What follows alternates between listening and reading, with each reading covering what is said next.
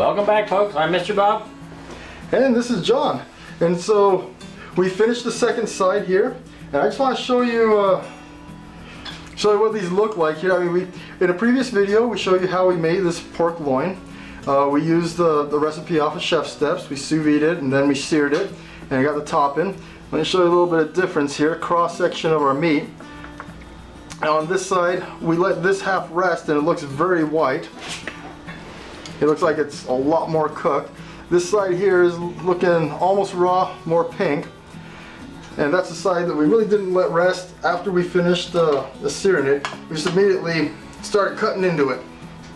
So Mr. Bob and I, we're going to go ahead and start sampling this stuff. I'm going to tell you how we feel about it. Did it come out great? Or should you try it? We'll find out. So Mr. Bob, you want to grab a piece and I'll walk him through the basics of us building this thing, just in case they didn't watch our previous video.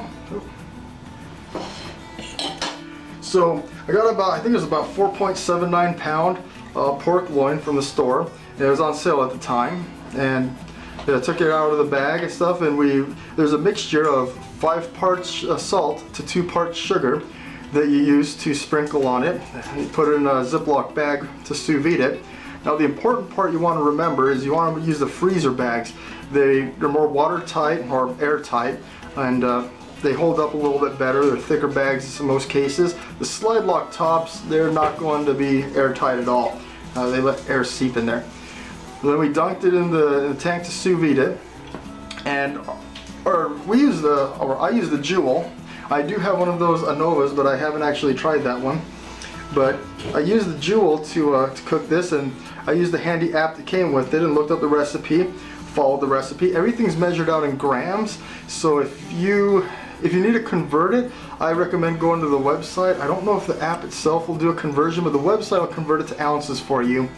And we actually bought a little scale, a little kitchen scale, and so we just use the grams and go by that. But we threw it in there, put the sugar and salt mixture in there, and then we cooked it. If you're cooking it raw or defrosted, it's 1.5 hours. Otherwise, about 2 hours and 15 minutes if you're cooking it from frozen, which I actually did mine from frozen, so it didn't defrost in time. We cooked it about 136 degrees Fahrenheit, which is 58 degrees centigrade or Celsius, depending on which one you choose. And it came out pretty decent. I mean, it doesn't look great when it comes out, but when you sear it, it gives it that authentic finished look. And then we also apply this topping that really gives it really makes the color pop and makes it presentable. Now this topping here, basically it's chives. I bought fresh chives at the store. I don't actually grow my own or anything, but I bought the chives in the store and chopped them up after washing them, and also parsley. I didn't get the curly parsley, but I just got the regular parsley and chopped that up as well. And also in here, it's kind of hard to see, but sometimes you see these little chunks of white. These are actually shallots. Shallots, I don't know how to pronounce them. I just know that I asked the guy and he found them for me because I couldn't find them.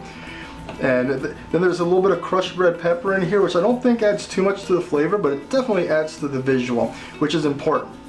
I don't know how the auto zoom is going to work here, but I'm going to try to get this in a little closer and get a good peek.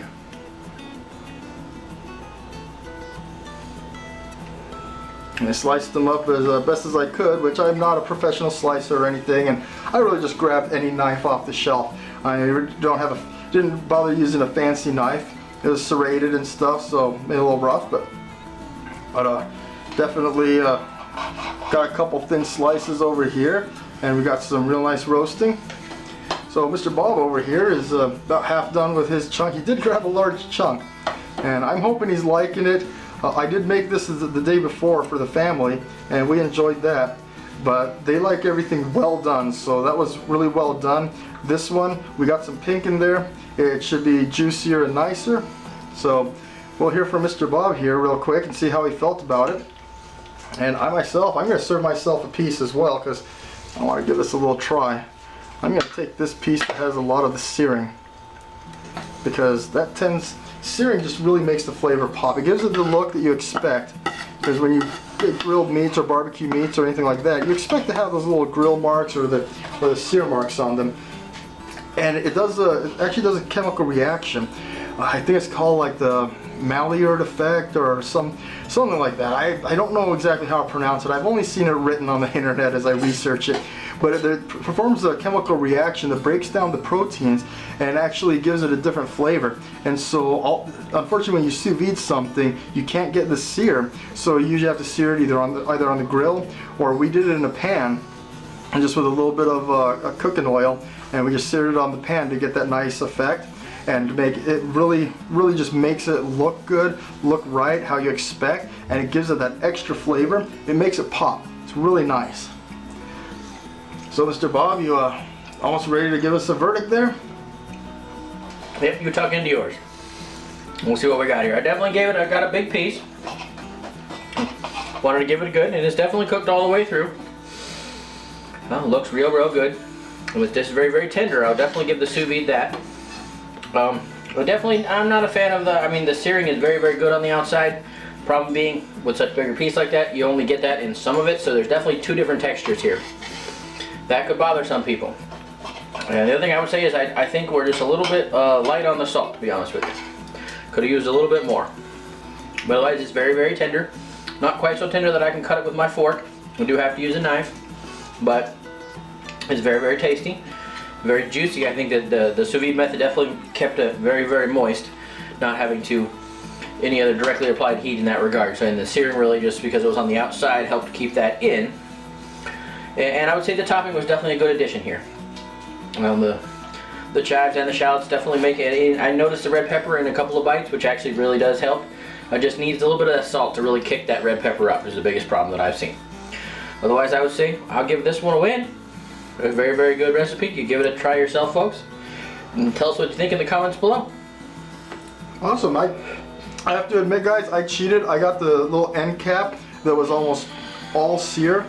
And so mine is tasted. I love that sear flavor. And so I got almost all sear. Mine wasn't a very thick piece either. And so that really made a difference.